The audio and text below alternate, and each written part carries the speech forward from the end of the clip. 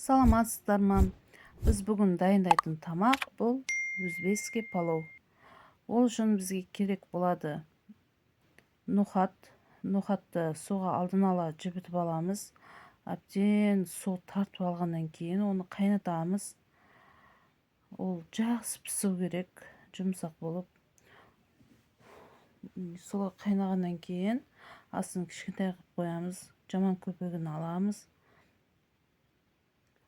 Керек заттарды мен видеоның астынан жазып қалдырамын. Қазір бізге пияз, сәбіз, ет керек болады. Бұларны турап аламыз.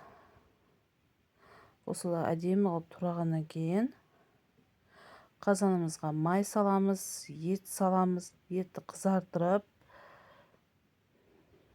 аламыз. Менің каналыма подписаться басып қойыңыздар.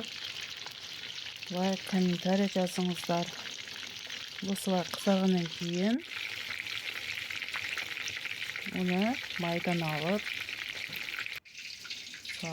осылай алып қоямыз. Кейін картошка саламыз. Картошка бізге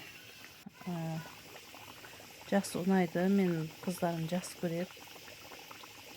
Дәмі жақсы болады. Пияз саламыз. Картошканы алғаннан кейін пияз саламыз. Пиязы қызартырғаннан кейін үстіне ет пен картошканы саламыз. Осылай жақсы қауырғаннан кейін үстіне сәбіз саламыз. Осылай бір-екі қауырып, кейін үстіне су саламыз. Қайнағаннан кейін астын кішкентай қылып қазан қапқағын жап қоямыз.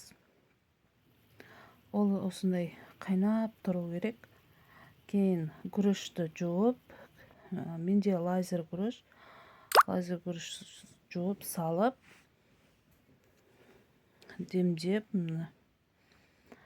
осылай әдемі палау болды.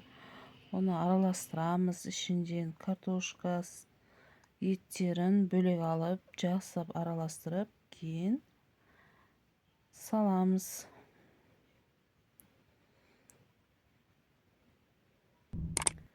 Видеоны соңына дейін көргендеріңізге рахмет. Сау болыңыздар.